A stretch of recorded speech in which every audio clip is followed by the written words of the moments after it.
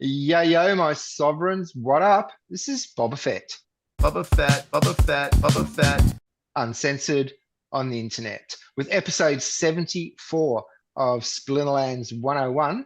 Joining us once again, co-hosts of the show, finest gentleman who ever lived, Matt Clark, Here's Matt Clark. He's one of the finest gentlemen that ever lived.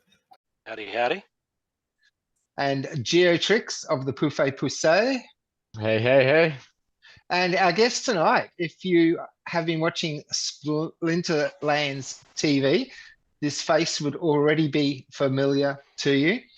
I think out of like people have various flavors that they bring to Splinterlands TV.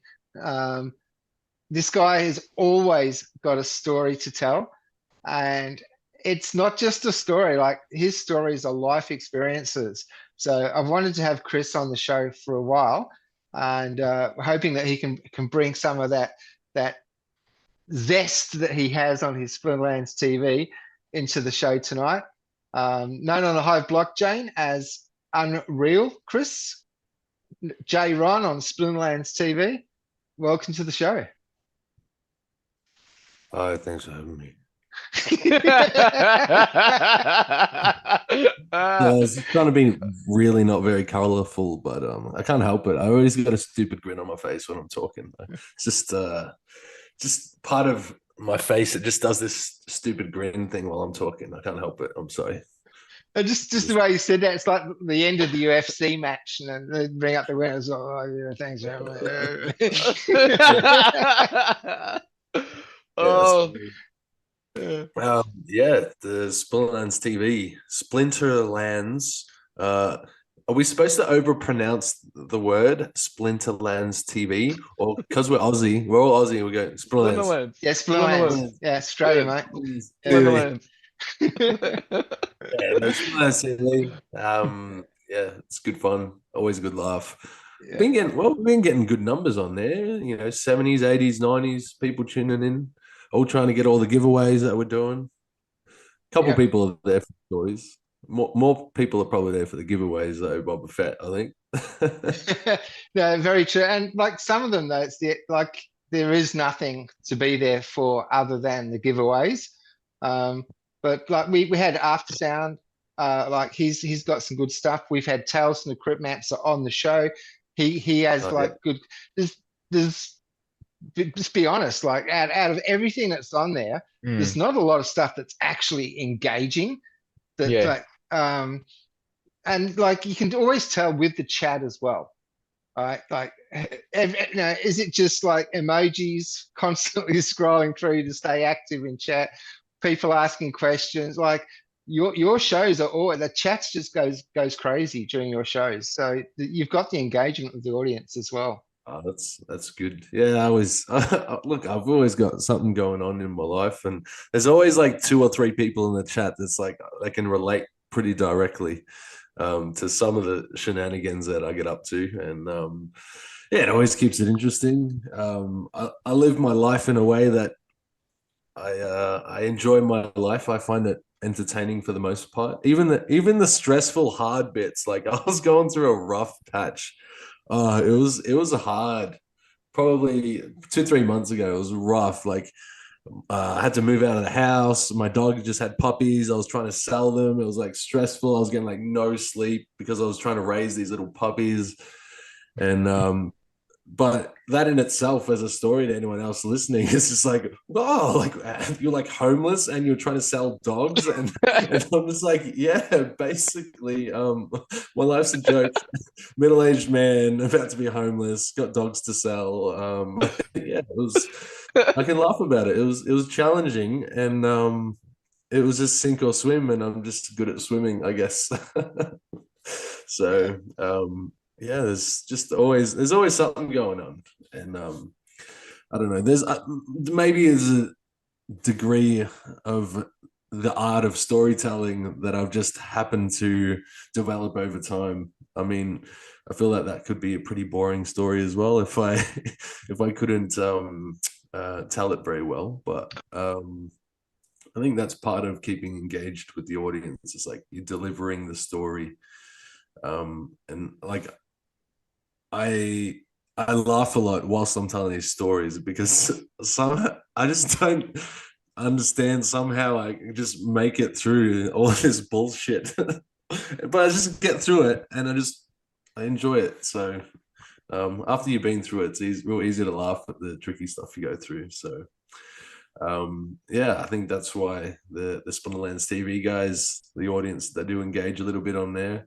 Although I haven't got one clip of the week yet. Maybe because everyone's really? just no, I have no. I don't think there's any one moment in my show that's like the moment you could screen cap, and then I'll be like, that, you know. That's probably why. Yeah, this is the whole show. Is The whole show's one moment. Yeah. I think a lot of the clip of the weeks have just been like when a golf or legendary's come up on the wheel Yeah, or something. it's like There's very little beyond that that's been clipped that I've seen. it's super freak out. It's just someone going like, I don't know, putting it on to go beyond and like to the stars because they got something amazing and they scream to the maximum of their lung capacity. I'm so jaded. Like I'm so jaded from life. I'd win a gold foil legendary card. You're like, yeah. It's not bad. It's good size. So, I enjoy that people do get excited about those things. I hope one day that some beautiful things can happen to me where I'm jumping out of my seat in excitement and celebration. But no, I think I don't know.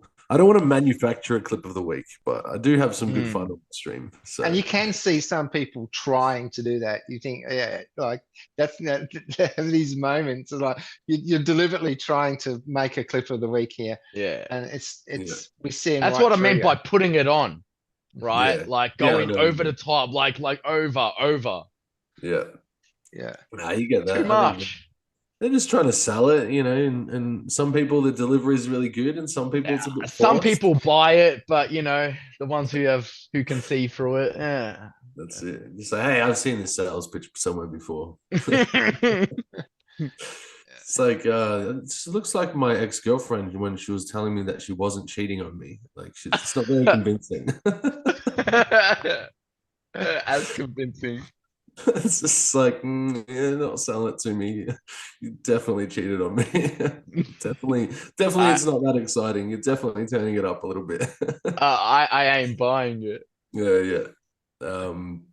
So, yeah, good fun and games. I don't actually sit and watch too many of the other guys' streams. I tune in now and then. I think I've got like 28 or maybe 30,000 streaming points, which is like I've accumulated at watching like 5-10 minutes here and there. But I have spent like a lot of time on Telegram, not like Splinterlands Telegram, but if I've got spare time, I've got a bunch of different crypto community friends and like degen shitcoin friends that I've just built over the years. They're all in different projects, and they might be building one project here or there. So I'll jump in a room in there, and I've got a little bit of notoriety in some of those rooms as well because I've done a lot of good things in those spaces and helped people out in those spaces over the years as well. So like when there's like a live voice chat, and on Telegram it's just like a free for all voice chat. So I'll jump in there and talk to people for an hour or two if I've got some spare time, because that kind of grows. It helps grow other communities like in the space. So I do enjoy doing that.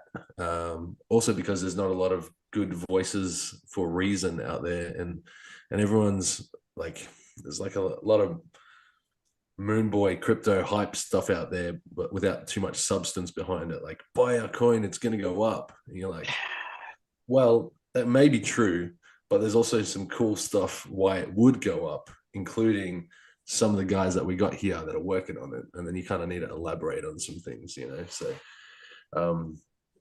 so that's part of the other things I do in the crypto space as well.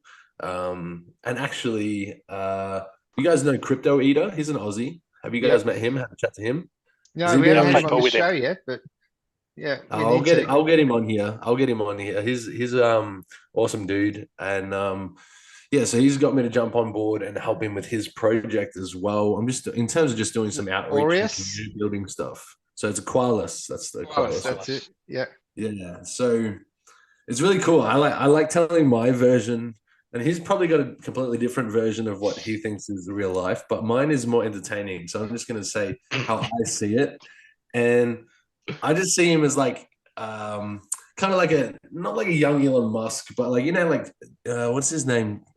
Jack Ma, how he's got like the high school genius that grows into like this big like CZ from Binance, he built this project in like an incubator sort of environment.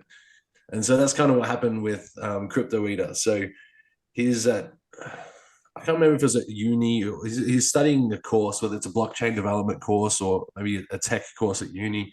And he's built this on paper, a prototype of basically a DeFi platform that uses a DAO, and it uses like a better version of Uniswap and a better version of like Ethereum lending protocols. And he's kind of like mashed them all together and made it work in theory through his project for his uni. And then part of his project, he had to deliver that to like the university professors or whatever it was. And basically one of these people analyzing or reviewing the projects that they were submitting for their end of year work, like pulled him aside and goes, this could actually work. This has got some legs. Do you want to work on it? So one of the professors, either at the uni or I can't remember what it was called. But anyway, they pulled him aside saying, this is actually pretty brilliant stuff. Like, do you want to build this? Let's actually build it in real life. So they've been working on it for about a year and a half now out of their own pocket, building it. And basically it's like a bigger, better version of kind of like if you were to think of Uniswap and Ethlend as well. You know how you got to put all your tokens into different liquidity pools depending on which function you're trying to benefit from. Well, he kind of built one where like it's like a dynamic liquidity pool. So whatever liquidity you add in, the protocol just uses it for like lending over here. And then if there's no one lending, but then there's like staking. So it kind of moves your liquidity around where it needs it. And so I thought that was pretty cool. It's a little bit unique in the marketplace and it's designed to kind of fix a problem. And so, yeah, he was talking to me about it. I was like, look, happy to have a chat to some people.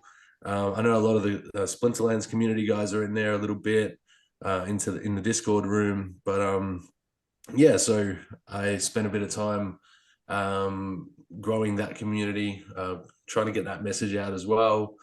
And yeah, I think anything crypto related that has like kind of like a good heart at the center of it, I'm all about it. And yeah, so that's why I was a little bit excited to jump on, help him trying to grow his project a little bit. So Sweet. And I'll put the link to the Aqualis site and also the Aqualis Discord. I'll drop that into the blog section of this post as well. Oh, cool. You don't have to do that, but thank you. Awesome. Yeah, so that's one of the many things I have been working on. Probably one of my bigger claims to fame was in the crypto world was with do you guys remember like SafeMoon, Elongate, some of those shit coins? I remember SafeMoon. No. Yeah.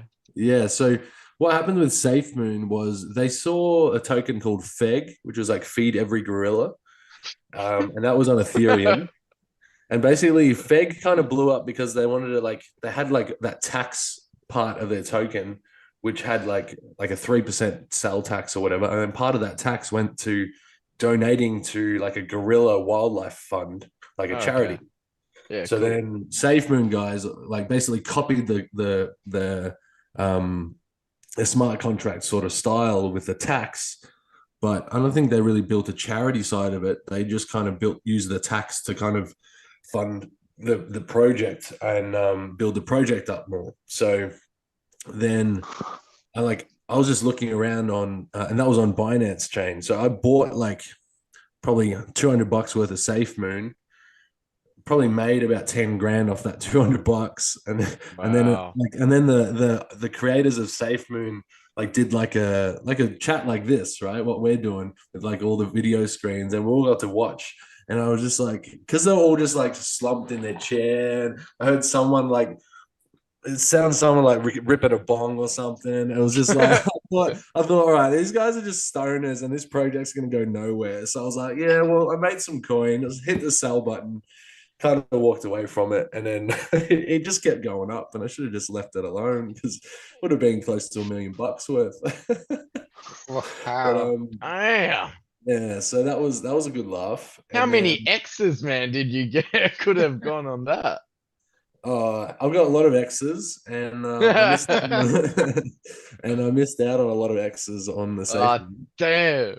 But yeah, then I did. Then Elongate came along, and then Elongate was when Elon Musk tweeted, "If there's ever if there's ever like a scandal involving me, I want to call it Elongate." Yeah, because they had like Watergate and all those big not conspiracy those big Scandals. scandals in America, right? I So love Watergate conspiracy. and all those things. So then Elon's call it Elongate, and then someone made a token called Elongate, and I thought, lol, that's slightly entertaining, and then I bought like $100 worth of Elongate. And then at one point at one point it was up to about 600K. and I never sold out of it. No. So that was a good laugh. But I was a community leader in that project, and I really liked the reason why I wasn't selling out of it, because we're doing a lot of charity work. And because of my involvement with the project, one of the charities that I helped fund, we ended up total about $200,000 from Elongate going to EV Research, which was a charity that specializes in doing genetic research on gene therapy to cure like incurable diseases. So I was like, really All in. a ton of money sent to those guys. And yeah, and because I was a community leader, I was helping basically from day one. I was doing like 16-hour podcasts in the live voice chat. And Damn. there was probably about 7 or 8 of us who were basically the same. We were just putting a ton of effort, ton of energy, and helping people that came in. And because the token kept blowing up bigger and bigger, you get people who are new to crypto, like the idea of charity and stuff. So they're like, oh, I like these guys. And then because we were the sort of the face of the community, people would come in and talk to us, blah, blah, blah. And then it basically, I think it got up to like a nearly 700 mil market cap at one point. And yeah, so I didn't really sell out up until way too late. I shuffled. That's what kind of helped me get a couple of chunks of Chaos Legion cards, which is kind of cool. But man. yeah, definitely could have walked out with a few more pennies in my pocket than I did. But yeah, so definitely helped a lot of people with the charity side of things and with like growing that community. And yeah, so that was what, 2-3 years ago now. But What happened to that? What's happened to that project now? Is it just down in the dumps? Is everyone yeah, so still it went there? downhill really quick. I could kind of see it happening. Like me and some of the guys that were like community leaders on the live chat, which is where we got a lot of people coming in through the project. The community, like the owner of the contract owner of the tokens, and like the 2 or 3 guys are like, I'm the CEO now, and it's just some guy who's trying to be cool. It wasn't particularly good on the mic. It wasn't particularly, I guess, I wouldn't have put him at the front of the company if it was my company.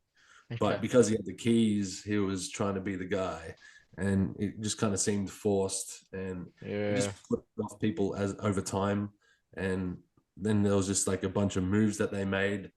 And then when I introduced the charity, because it was actually the charity that that I brought to the table to get the donations, it was through a friend of mine. It was actually my client is one of the on the board of directors for the charity, because I'm a PT. So and this charity has actually had like a whole bunch of celebrities work with them, like Tom Holland, like like Spider-Man, Thor, Adam Sandler. They do like a big like not once a year, once every couple of years, they do a big celebrity fundraiser for this EB research.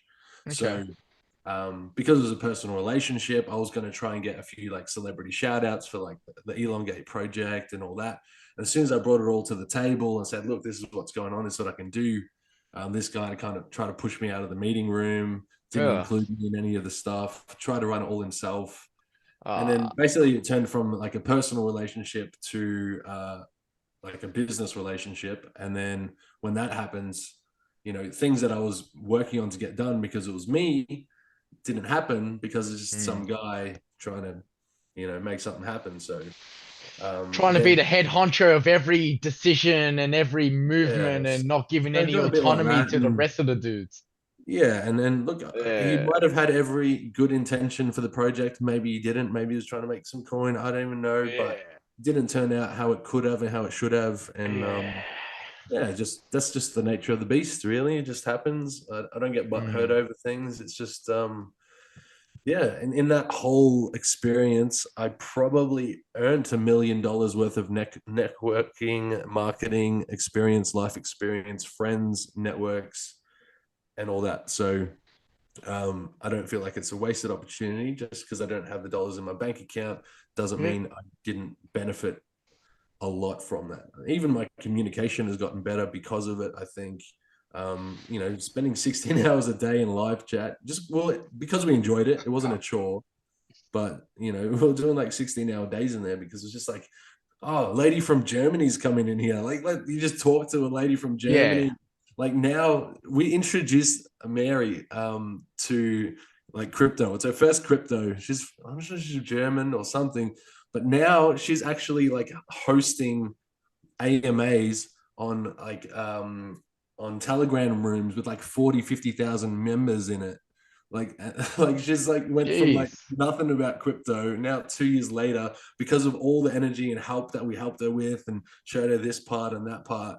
Now she's like in crypto and she's like hosting a 40,000 people room on Telegram with like live AMAs and making money off that. And it's like you just don't realize how much you help someone, you know, kind of build a kind of little business and a following as like for their little life, which is kind of cool too. Good point.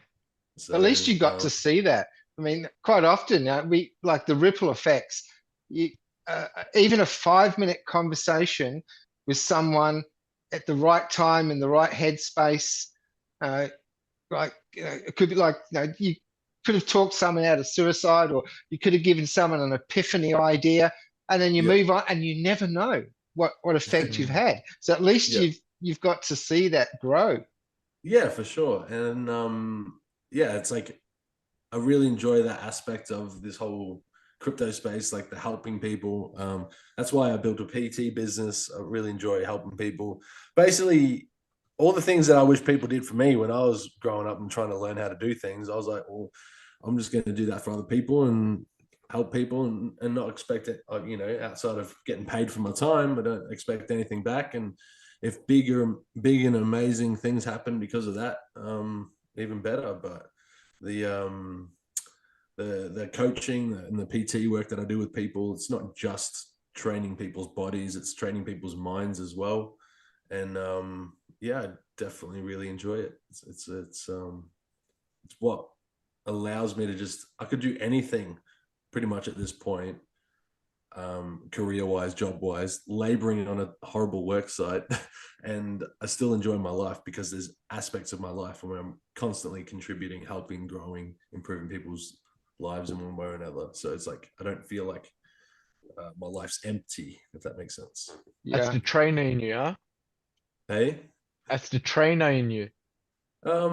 maybe yes and no. I don't know. Maybe just part of like I guess growing up, like my dad wasn't in the picture from when I was 14 to when I was about 23. So, like I was saying, I had to become my own version of an adult male, like, and I had to create my own version of what I wanted and what I needed, and I felt like I didn't have help in a lot of different ways. So, like, that's kind of what helped me kind of move into more wanting to help and coach people. Well, because I went through a whole bunch of crazy stuff myself, just trying to exist. But Mhm. yeah, I think once I figured out, okay, I've been through crazy depression, car accident, heart surgery, you name it. I've had some rough years, and I'm still here enjoying life on the other side of it. There's not too many other scenarios that most people would go through on a day-to-day basis that I don't think I'd be able to help with in terms of headspace and training. So I was like, well, why not? Why not make a business out of it? So Yeah. I think the difference between confidence and arrogance is whether you're trying to push other people down or build them up. And I think, what I'm picking up here is that you're, like what Gio was saying, that whole trainer mentality, but it's not just I'm imparting knowledge. It's I want you to borrow some of my confidence so that you can push through whatever it is, whether it's hesitation about crypto, whether it's I can't hit the gym, I can't do this, I can't, whatever. Stamp out that self-defeating language and have them borrow enough of your confidence to go, yeah, actually, I can do that myself. And that's where you're saying, look, all the stuff I've been through, it's given me enough confidence that I know whatever comes up because I know what's behind me, right? There's almost Morpheus in the Matrix. We're not here because of what lies in front of us. We're here because of the path that lies behind us, and we're still here, to build that confidence and say, hey, look, you're not great at the moment. Borrow some of my confidence because I know what you're capable of. Here it is. Here's the wisdom and the learning and the knowledge, and here's the weights, and here's the belief, because I've got the belief that you can do this thing. And then, once they've got that confidence, like you said, that lady now speaking in Telegram to massive crowds, and she didn't have it. She's just, I don't know anything about crypto. And I think I get that real vibe from you where you want to get behind somebody and go, yes, you can do this. You want to be the voice in their ear saying, yeah, you've got this. yeah, for sure. I think You're like the angel at the other end of the ear of the head saying, yes, you can do it. Shut up, devil.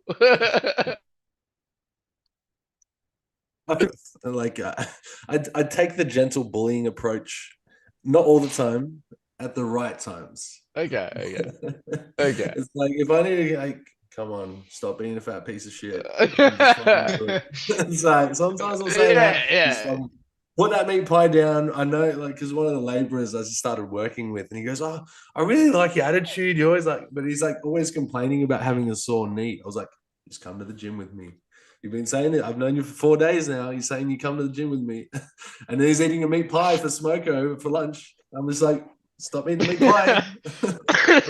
I'll give it to you. I will. I can be nice and supportive and just yeah, go team. You got this. I believe in you. But it's also I'll fucking smash you if I don't do it. So you gotta have a little bit of both. And you gotta pick the right time when to say which. Some people need some harsh motivation, Tough love. Yeah. It's just depends. I think of it as pressure points. In a style of Kung Fu that I did in Perth, part of what I learned was the dim muck points. Dim muck, pressure points. I remember those ones. I did that for a few years. Yeah. With those points, if you apply pressure slowly, gently, it heals. It feels amazing. You can just in injury, you can take the pain away temporarily, of course, but instantly, and just that slow, gradual pressure is amazing. But if you strike it, it's you can kill someone, or at least incapacitate them. And I think with people, you just got to find that fine point where you're not pushing them away, you're not hurting them, but it's saying you're not relaxing. Everyone's somewhere on that scale, and you just got to find that equilibrium. Yeah, that's it. I think that's you got to find the right push and pull, And then I was talking to Instrumental about Splinterlands and the whole ecosystem. Shout out to Instrumental.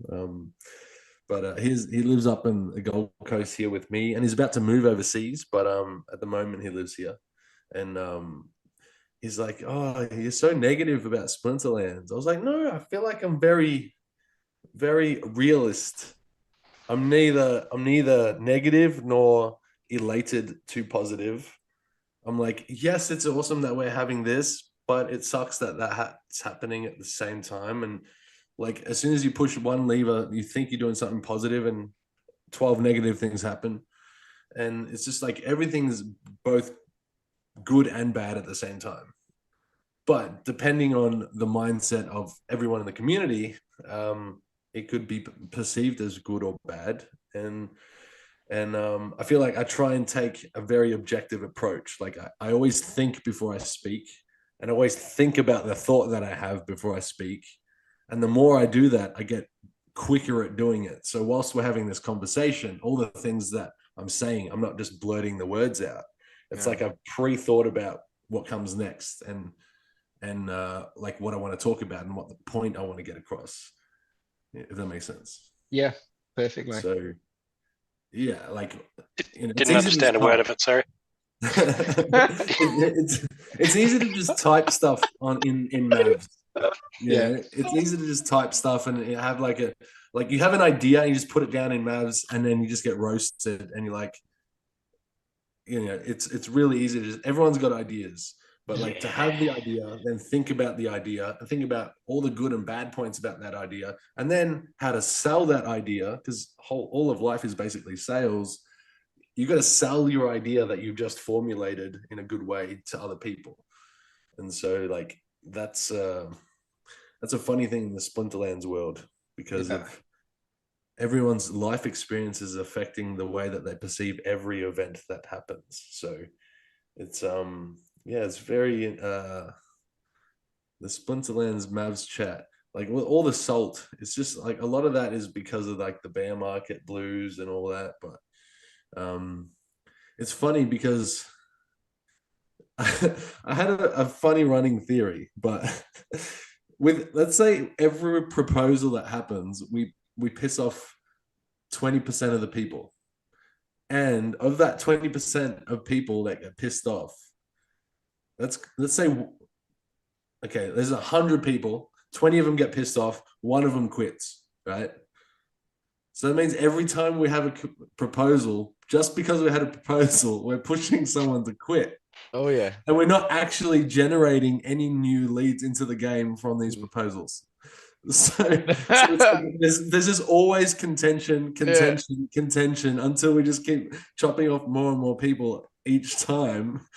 But then none of our social interaction occurs on external platforms, apart from there's probably 2 or 3 accounts on Twitter that I've seen might have 20 or 30 likes on them. Gold Matters and Hawks21 and a couple of others. But for the most part, all the engagement happens in Discord. Yeah. So it's like this internalized conversation that the whole world doesn't get to see. And then on top of that, we're building a rift every couple of weeks between the most of the community and a small segment of it. So I feel like, I don't know, do we just stop doing proposals now? or what do we Put in a proposal to stop doing proposals. No more proposals until the bull market's here. And what's funny too is like, if we lost one person, but the other 99 all like each other more, that'd be okay. But that's not what happens. Yeah, exactly. Everyone just gets mad at each other as well. Like that everyone else is still sticking around. It's like, what do you want? And you know, it's a pity because of the qualifications to get into Mavs chat. That could be an incredible resource for people to go to and learn. Yeah. But yeah, it's just a big salt mine. And like that episode on your stream where you shared that comment that you did, just trying to be positive, and I think you actually made one of the keywords was salty or something. But like people just love, they gravitate to, like you said, with the workplace and the construction site. That's I'm not looking for solutions. I just want to keep complaining. How about if the prerequisites of an approval into Mavs was you have to have a job? So you're not spending all day just typing, like being, giving yourself a reason to be angry, right? You could just spend your energy elsewhere. Must be a tax-paying citizen of your country. Like, I don't know. There's a lot of anarchists. A girlfriend or a wife? Oh, mate, girlfriend or a wife? That means I'm getting kicked out of Mavs. See ya, Ron Jeremy. Damn. Yeah, it's there's a lot of ideas floating around there. Some of them, Mm. good. Some are bad. Some of them are well thought out, and some are also not very well thought out. I feel like chewing on them in the community with the pre-proposal stage is a good idea. Mhm. But it's so hard because I guess one of the things that I try and bring up either in my stream or in Mavs, and no one really discusses it that much because not many people have read the book, but it's a book by Napoleon Hill called How to Sell Your Way Through Life. I've read Think and Grow Rich, but not that one.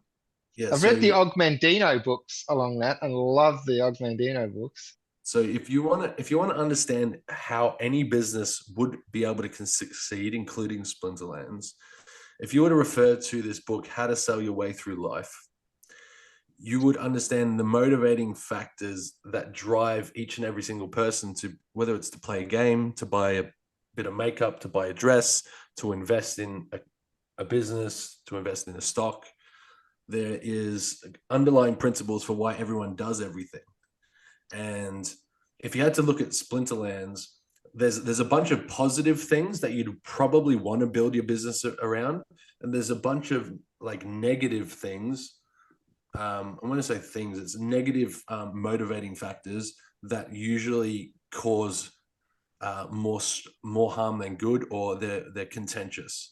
So I can't recall all of them, but when people are investing in Splinterlands, the reason why we invest is to preserve wealth. There's a segment of it which is gambling, but to preserve wealth. And when that wealth is destroyed, or they see it going down, that creates the same equivalent reaction as a flight or fight response, which is high stress. Like, because that money going down is my food, my dinner, my family, how I feed my future. So that's why those negative, salty comments that pop up so much, because people mechanically, as the money goes down, they feel like their life and their stress is under attack. Like their life and their, future is under attack because they invested in this space. Again, whilst we can say, oh, well, they're overexposed, also part of it is they might have bought something, it went up. They're not used to seeing $10,000 worth of something in their account. They're exposed to all these zeros, and then it drops like that. Most people aren't traders, so they're not used to seeing $600,000 then losing it and being okay with that. Yeah. And it takes a bit of character to be able to be fine after making a small fortune and losing it a few times. Yeah. And then some people like talking about job sites, some people carry on, oh, would have made $100,000 and that guy screwed me over, and they'll carry that story for the rest of their life and being bitter and resentful over this $100,000 or something. But they could have had a positive mindset, tried again, harder, better with the lessons, and made 10 times as much. But they didn't. They got bitter and jaded and let it affect them negatively. So they said getting naked for money. Actually, with your stories, there was one particular story that you told, and I was like curious because like you have an amazing attitude, and I think it's a very addictive attitude. That's a great one to be around.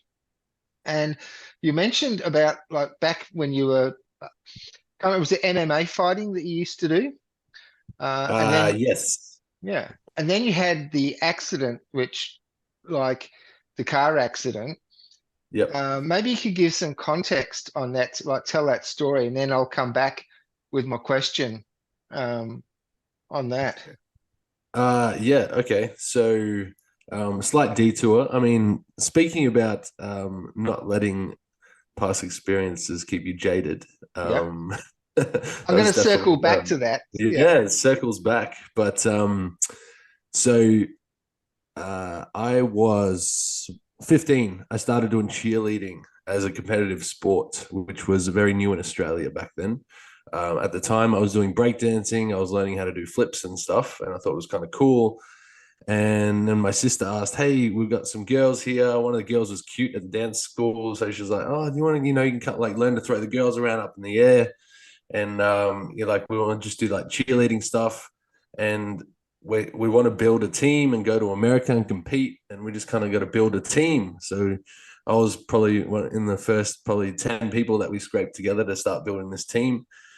And then we started getting more and more serious, and we trained our butts off. We were doing like probably 16 to 18 hours a week of training, whether it was flips or strength training or gym or fitness or one kind of training after the other. And so we competed at the World Championships for cheerleading, the first Australian team to go to the World Championships ever. And I think we were competing against all the American teams, and that was in 2007. So a little while ago. I am a little bit older now. But the first Australian team to compete at World Championships, I think we came like 14th maybe that year out of about 60 teams. So we did okay. It was definite level up in skill if you wanted to get to that first and second spot. So we went back to the drawing board. We trained for another 2 years. We did fundraisers to pay for like American coaches to fly over and like take us for a workshop for a couple of weeks and just learn from the best in the world. I scrimped and saved, working at McDonald's, doing everything I could. I was teaching the kids gymnastics class or part of the gymnastics class, so that would pay for my cheerleading classes. Just making it work. So trained for 2 years doing that. And at which point, I think I mentioned earlier, just kind of figuring out life. And my dad wasn't really in the picture then, so I was still trying to figure out, I'm doing all this cheerleading and dancing stuff, and guys at school give you a little bit of shit because it's like, oh, it's a bit gay, but then they're like, oh, but then you party with the girls all the time, so it's like, I was like, fuck, I don't know. I still feel like I need to become a bit more blokey as well. I was like, I feel like learning to punch people in the face would be a good way to do it. So previously I did train Kung Fu for about 4 years when I was probably 11 to 15 or something. But I gave it a rest for a while, and then getting into turning 18 and 19, I was still doing like 16 hours a week of cheerleading, but I wanted to have an MMA fight. So I started training up for this MMA fight, ended up having my MMA fight as well. I won that. And then so we trained for 2 years to go to the World Championships. And like 4 weeks before the World Championships, I got run over by a drink driver. So I just started seeing this girl. I picked her up from a bar. I was like walking her to my car. I was not drink driving. I was picking her up because she was at the bar partying with friends. And then walking to my car, which is parked on the side of the road. And a guy comes flying around the corner doing a skid, trying to impress his friends or something. And he just comes through and collects all of us, like go inside. It was probably going 70, 80 Ks an hour, just wiped us all out. Yeah. I kind of saw it coming. He's like smashed into my car. I kind of like braced and hip and shouldered my car, but then because of the impact was so hard, it threw me into another car, and I nearly got sandwiched between the other two cars. And there was just blood and mess everywhere. My girlfriend at the time, like transport accident commercial, like she went up in the air and splat on the ground and blood everywhere, and ambulances and all the craziness that comes from that. And it was like one of those road accident commercials that you see on TV, a few years ago, that they used to have a bit more of the gory ones on there. But it was real life one of those. And so that was a pretty challenging experience. Had to learn to walk without a limp. That took a good year or two until I got rid of most of my limp. Like I had a damaged left knee, my lower back and my shoulder, bunch of injuries. And then the headspace injuries were probably the biggest, long and most persistent ones, because basically I had to say goodbye to my cheerleading career, at which time I had lined up potential scholarships to go and compete in American teams, because in America it's a really big deal. So if you're on a cheerleading team in America, you can go over there and study on a scholarship basis, like sports medicine or like some kind of personal training or sports or something like that at one of their universities, and then be on the cheer team. And because of the contacts that we had, I had all this potential for growth in that space, and that kind of all got taken away because my knee and my shoulder went. Oh, it wasn't my shoulder. I think it was most of my knee and my lower back was basically not going to really recover from that. And at which point, you're going through all this headspace stuff of like, well, what can I do again? Like, I identified for so long a big chunk of my life as like an athlete. And a high level athlete, and and then you're just a lot of like the depressed thoughts come in, and wanting to not exist anymore, and all that sort of stuff. And then you go to see the specialist and all that, and they're like, yeah, you've got severe depression, this and that, and they want to try and put you on drugs. But I'm like, well, no, like I know why I'm depressed. I'm depressed because my body doesn't do what I want it to do anymore. Taking a drug isn't going to fix that. It's just going to like make me feel stupid. So I had it for like 2 days, these antidepressants, and I chucked them in the bin because I hated how they made my brain feel, because I knew why I was depressed. So then I was like, screw it. Like all the physios that I went and saw, and everyone was like not really interested in helping. They were just interested in getting a paycheck. So I was like, screw it. I'll just do all my own rehab. I'll like research all my own research for health and rehab and mobility and rehabilitation and new exercise modalities and everything that works to fix up my stuff for me.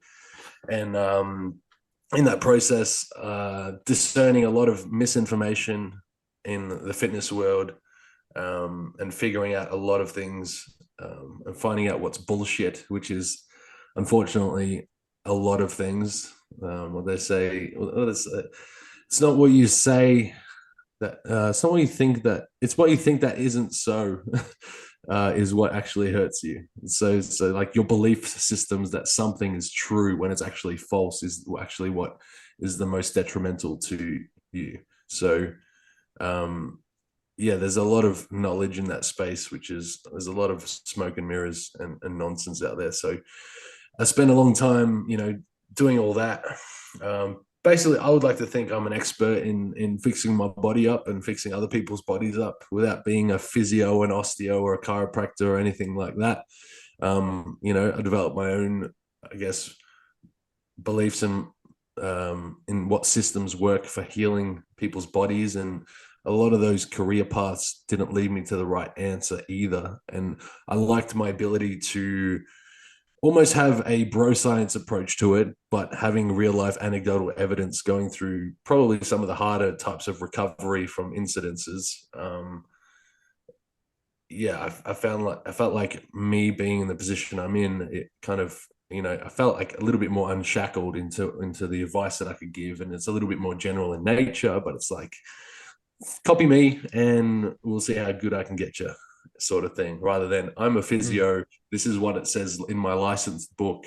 I need to get you to do these 7 exercises. Otherwise, if you do any other ones, my insurance is void. Like I'm a little bit more rough around the edges, but I get the job done in terms of, fixing people. So, so that's kind of also another thing that kind of built me into my coaching and training people. And even with combat sports and things that work and things that don't work, and it really helps you filter out, what types of training, what types of strikes, what kind of holds and grappling, and what works and what doesn't work. And you just kind of, it's been a try and testing period to try and figure out what's bullshit and what's not. And so on the journey of recovering from the car accident, it's probably took a good 2 to 3 years to kind of get mostly all right. I started training. One of my mates is like, come try and play footy again. So I was trying to do lots of running, and I was pushing myself. I was on painkillers. I was wearing knee braces. I was just like, I was sore, but I just wanted to do something that made me feel like a person again. So I started training. And then I find out I need heart surgery as well. So because I'm training and pushing myself again, I had a few symptoms, like a bit of a cough. So I went to the doctor and got an X-ray on my lungs. And he's like, no, there's nothing wrong with your lungs, but I can see something funny with your heart on the lung x-ray. I was like, how do you see that? So anyway, I did nothing with it. I was like, nah, I'll just leave. It'll be fine. And then something else happened. I ended up getting another cough. And then this was like a few months later, I got the checkup again. It's like, no, that's not a lung infection. Yeah, you should probably get this checked out. And then my mum found the x-rays in my room. She was, what's this? I was like, all right. So then anyway, I was like, all right. Went in for another scan, and then like, yeah, get like, so it ended up being like a birth defect thing. That was just kind of exacerbated by my exercise. So yeah, so then that was a fun experience. They turned my heart and my lungs off. They cut a hole in the side of my chest and went in and chopped me up for about 5-6 hours. And that was an interesting experience as well. Pretty challenging. The night I got home from hospital, it must have been like schoolies time of year. We lived like in a cul-de-sac in a court. Someone was egging our house. Like I literally just got home from hospital. I'm pretty sure no one, like I don't have any enemies like that would egg my house. It was just like happenstance. But my house is getting egged as I'm lying in bed, like dying. I got like tubes coming out of like not a tube, I had like wire coming out of me or something. And it was just like so uncomfortable and sore and painful. And my house is getting egged and it was like splattering on my bedroom window. I was like, what the hell's going on? I was like, mate, if I was in bed right now, I'd be out there fucking smashing their windows in or something. But yeah, it was a bit of a roller coaster. And then probably 2-3 weeks after, I had a heart attack again, and I got rushed to hospital because my mum got a letter from a fire department saying one of her rental properties was like overgrown and she was going to get like a $5,000 fine and blah, blah, blah. And the doctor said after like, 4 or 5 weeks, I should be starting okay to do a little bit of exercise. So try and help my mum out and do this mowing of this big block of land. And I did it all. But after I did it, I was like, finally get the whole thing done. It was a big block of land. It was all overgrown. Probably shouldn't have done it. Anyway, I get home and I just like start feeling like real pains in my chest. And then fucking next thing I know, mum's called the ambulance, go to hospital, had a mini heart attack. And after that, I think it was pretty good. So nothing too crazy since then in terms of health scares. But yeah, that was a fun 5-6 years out of my life that kind of took me out of, I guess, the normal way people live their early 20s. And yeah, it was good fun. So if you guys are interested in building character, recommend out of 10, just go for it. Get a great car, get some heart surgery, get through it and start laughing about it. And that's how you build character, I think. Yeah. The reason I asked the question, and you've actually answered it, I don't need to go back to it, but I had a friend when I was living in Perth. He was an Olympian, Australian Olympian, and he went through a period of depression after a long-term relationship breakdown. And then just one day, just not being present, he stepped out of front of oncoming traffic on Adelaide Terrace, broke a lot of bones, and he literally had to teach himself to walk again. And he went into deep, deep depression from that, and then just disappeared. No one ever heard from him. So about 5 years later, he just out of the blue rang me, and I was still living in Perth at the time. He'd moved to Melbourne, and he just, from that experience, I guess his recognition of life, he built up from scratch a college in Melbourne to the point he's employing 30 people. And just he's just a mate that we used to hang out with. Like he was never that way orientated. So I was wondering if that experience like is what developed you as a person you are. But from your story, like before that, because you've always like you were like that before then. So why do you think that you have such a joy for life? Like, is there a moment, or you've always been on that frequency? Mm. I don't know. I think like fuck, I was in year 7, bullies broke my arms. Like I always had a bit of a rough go. Like I had both my arms in casts. Like I had both my wrists snapped. Like some kids pushed me around on a basketball court, broke both my wrists on when I was in year 7. And then I was crying on the ground. And when I got back from hospital and back to school, they were laughing because I was crying, laughing at me because I was crying because I broke my wrist. They're like, What school did you go to? I never Western went to a suburbs high. of Sydney, or Yeah, like nah, seriously, like what shithole school did you go to? I was Aquinas in Ringwood. Ringwood. Yeah. But yeah, it's just kids being kids, man. I'm not holding grudges. It is what it is.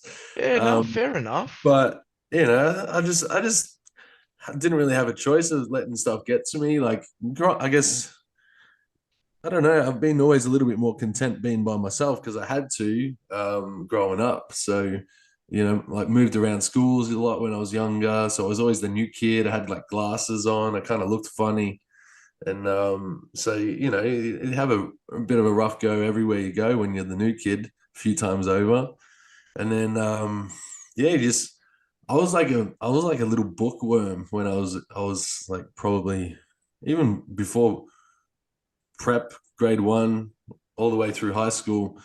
I was probably reading like 30 books a week, like, like because I didn't have that many friends. So like I just go to the library and just churn out chapter books like one after the other, just reading stories, and just I don't know, absorbing information and going through that. So I don't know. I feel like maybe my ability to kind of retract into my own world and my own thoughts and not being too phased by other people, maybe that helps with the headspace stuff. It's a process called individuation. When you spend a lot of time being yourself, you're not drawn to act or be anyone else for the sake of fitting in. And then once you become comfortable saying and doing what you think, that's the process of individuation. You become yourself. So when people build character and they spend a lot of time as themselves, it's like I don't really fit into anyone else's mold of life, right? I've been through so many unique experiences. Like they're all really fun and entertaining to hear about, I'm sure. But you probably wouldn't wish them on too many people, like after you've been through them. But yeah, it's been good fun. And like I've done like a lot of self-development courses as well, just because like trying to not hate myself and get my head right. And part of that is, one of the things that I learned, despite all the hard and difficult things that I've been through, if you've never been through anything difficult and you get a paper cut, that paper cut to you is what my car accident thing was to me. To you as a person, your experience, if that's the worst thing that's happened to you, that's the worst thing that's happened to you in your head. Like you've got no comparison apart from watching movies and stuff. But like, so when you judge people for like, oh, just, like having a sympathetic ear, it's hard because sometimes you're like, how can you, like, why are you complaining about the stubbed toe or you banged your foot?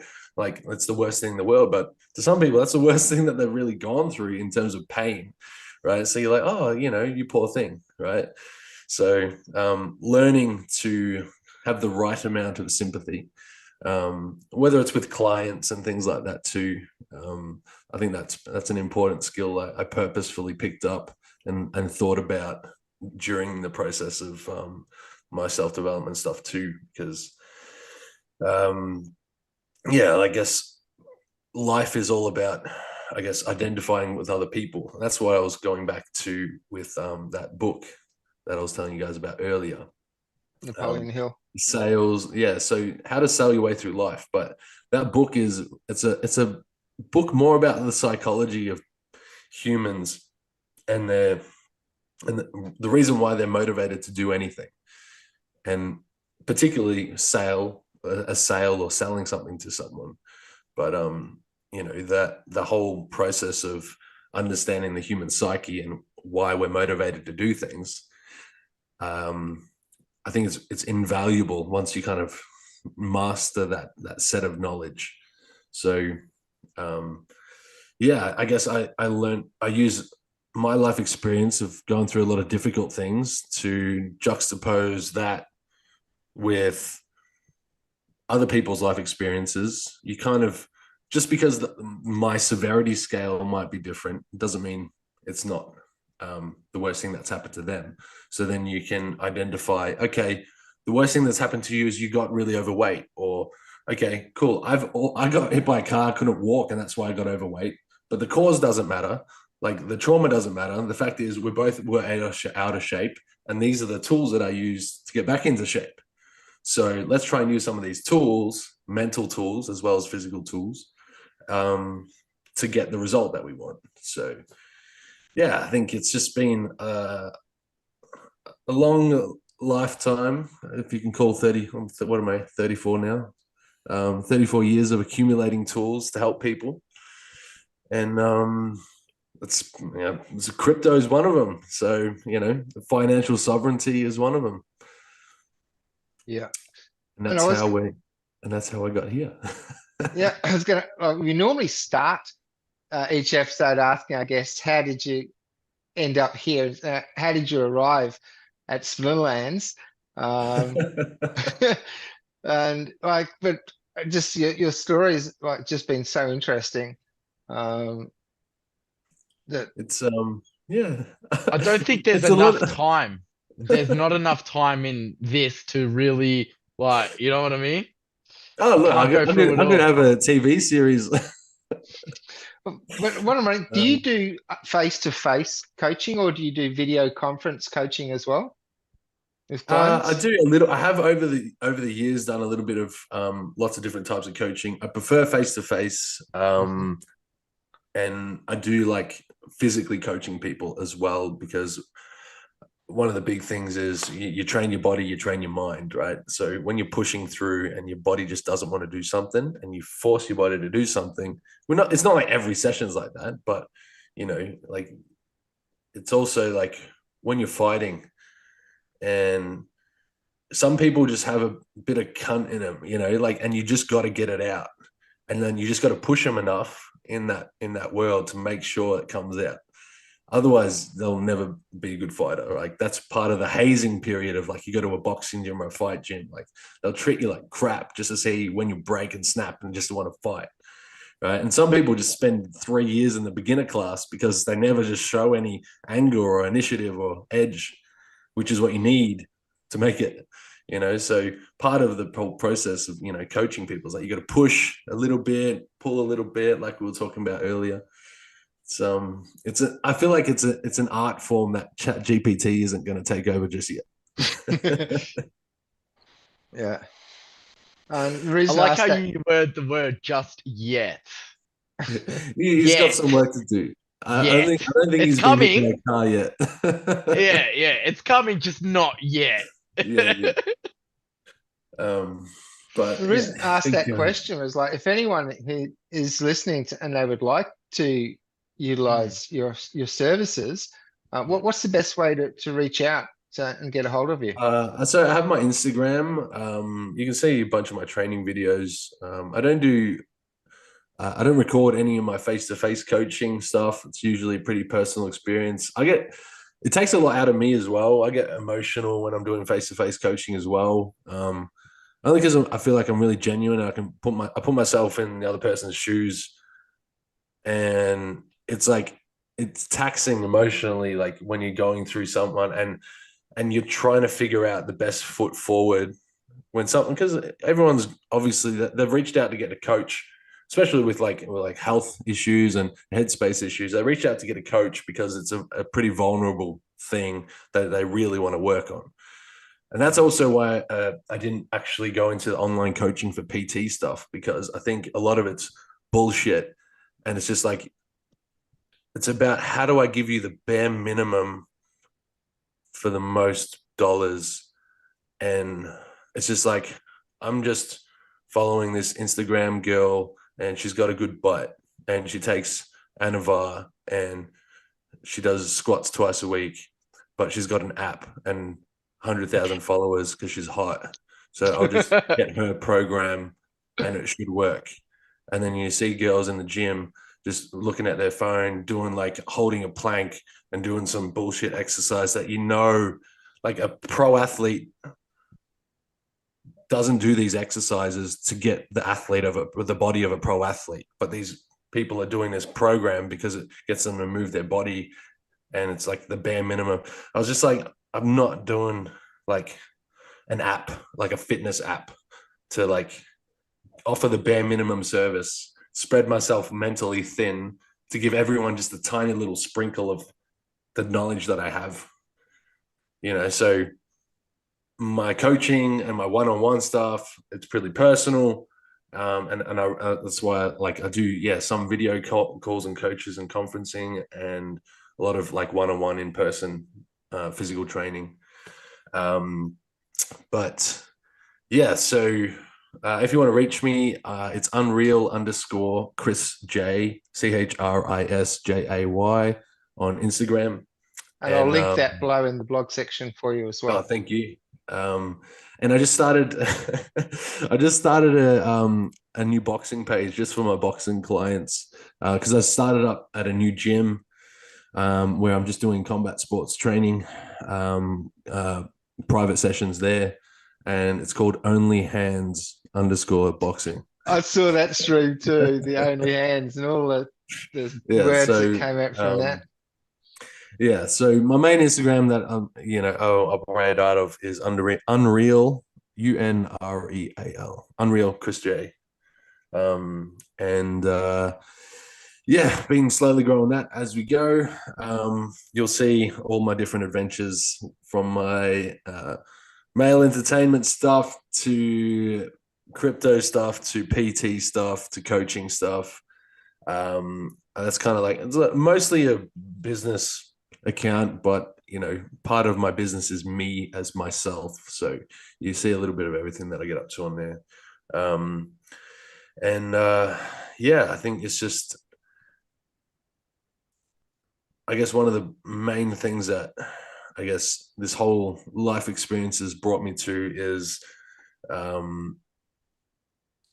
guess learning for yourself, because that's where you get the most confidence once you've learned these things for yourself, whether it's fitness and health related things. Like, you want a good source of information that can present it well to you, but then also the crypto stuff.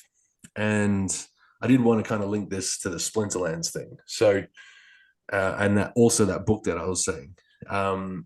So I think I showed you guys in that chat, I'm not sure if you got to read it, but there's like a bunch of motives why we do anything, right? And Splinterlands hits on a bunch of these. And like, one of the big reasons why I put a lot of effort into Splinterlands and a little bit less in the other directions now is because, like, the Splinterlands team, they do a really good job of covering a lot of the areas that people would invest into the space. So,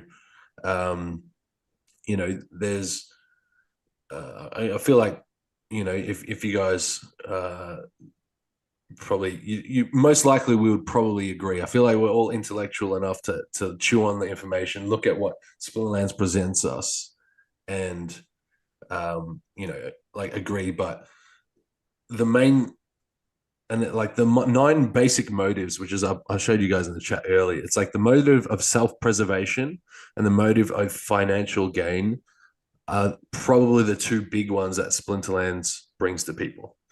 The other one's motive of love, sex, fear. Not so much fear, unless it's FOMO, or revenge, don't really apply.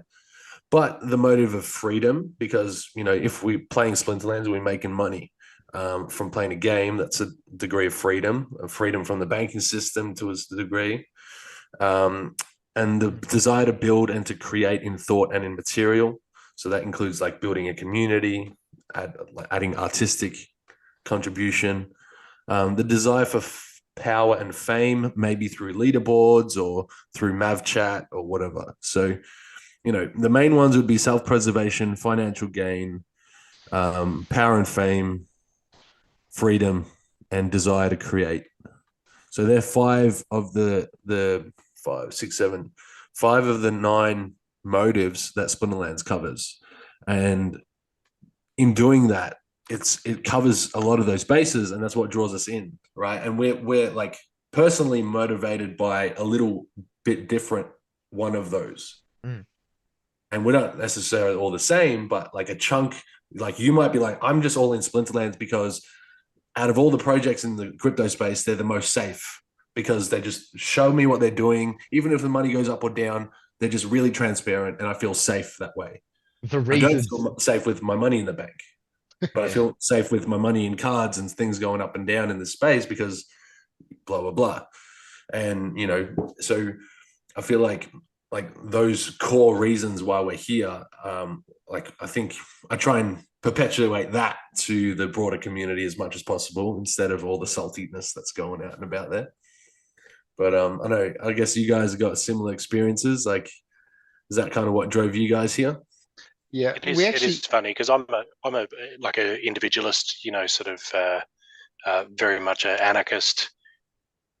You know, there aren't any collectives. Countries are just imaginary. And I think it's funny. I think a lot of that mindset permeates Splinterlands. So when you're talking earlier about the proposals and the like, it's funny to me that you know people come to this group of individuals and say, oh look, there's the commons over there, the DAO, and we think the collective should pay us this for this, and all the individualists are like, no, it's not going to happen. You know, I'm sick of that in the world. I'm not going to do it here. And so it's a really hard sell to get a proposal up because of, you know, look at your audience here. We're all the people saying, no, we're sick of collectivism. That's why we're here. So I think it's a struggle. It's always going to be an uphill battle. Yeah. And we actually had Yabba Pimat on the show a few episodes ago, and he just talked about the economy. And that's his passion as well, as well as knowledge. And like you talked about the transparency, and Matt's talked about this a few times, like the town halls, the complete transparency. You know who these guys are, you know, that you've got their name. You know, it's not, it's not Dragon Smasher 3000, you know, it's like, you know who these people are, you know where they live. And it just inspires the confidence in me. And, you know, I'm relatively new. I got into crypto about 2017 via Steemit, actually. I started vlogging on Steemit. And then I got into Steam Monsters when it first came out. So this game was my introduction to crypto. So I've had a bit of a bull run. I've had a bit of a bear. I've had that last huge bull run just recently. Now we're in the bear. So I understand what you're saying. Like, it's going to go up, it's going to go down. But when you see people losing their shit because, the cards, my cards, it was 100,000, now it's 10. It's like, they haven't been through a full cycle yet. They just they don't realize that this is normal. So I can appreciate that, and I'm here for the long haul. Absolutely. Because the opposite sucks. You know, the other thing. The fiat scam. That's the legacy system. Ugh, don't even get me started. Look, I think it's got a few holes in its in the way it's set up for sure. It sucks. It's just because in the real world, we're actually just getting mad at the OGs. If you have to think about it, we're just mad at the OGs because they all got land early. And we got in the game late. 100%. So it's like, all right, screw it. We're changing the paradigm. All your land's not worth anything to us now. We're going to invent a new currency system. And then later down the track, there's going to be people who are going to be mad at us because we got in when we got in. That's it. But I think I look, there's a lot of things about the game that's not even in the game. That's still part of the game. Like Mav Chat, like proposals, like all the side quests, like the economy, like flipping cards, like people, like you can go to Hive Engine and just flip in-game assets based on town hall data. Like, Yeah. it's so diverse, but it's also so transparent in terms of what's coming. And the team, like, you can't go anywhere else on the planet and find, you know, a company that's this open and free with information and updates on a weekly basis via live chat. And you can also ask questions about the company and what they're working on and what they're doing. So yeah, like, I really value everything that the team's doing. I do everything that I can to try and help. Try to get aggroed on a few, like, they're like Twitter spaces that everyone's always doing these days, and he jumped on one of them, which was kind of cool. And there was like a few, like one of the original founders of SafeMoon was on there, and a bunch of other DeFi guys. So there's a bit of back and forth between Aggie and some other DeFi people. But you know, I'm just trying to get people to network that. You know, I might not be able to personally help each individual person onboard onto Splinterlands, but if Splinterlands becomes the blueprint for how other games and ecosystems can operate, I think that's almost invaluable, because, you know, there's a lot to be appreciated with the game and the economy and how it's done and how it's put together. Despite, you know, everyone wants to know, like,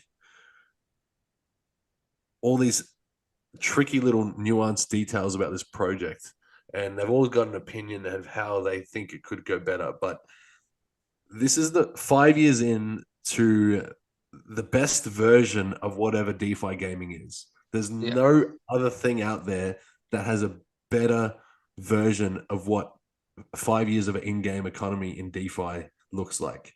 Absolutely. There's literally and nothing. On that note, we are at the end of the Zoom timer. Chris, I'm thanks gonna run out again. so much for coming onto the show. No worries. We're going to have to get you on again, like Gio said earlier. Just not enough time. Like Not for you. Like, so fast. The amount of stuff you can talk about, and I'm just here just listening. Like, I'm zoned in, and I wanted to go on longer, but yeah, Zoom all good. You can get rid of me now. It's all good. All I'll have some more stories for you next week. Excellent. So thanks for joining us on episode 73. We will see you on episode 74. And please like, comment, subscribe every week. The commenter who generates the most engagement will receive 10% of the post rewards. I'm Boba Fett. Peace out. See you guys.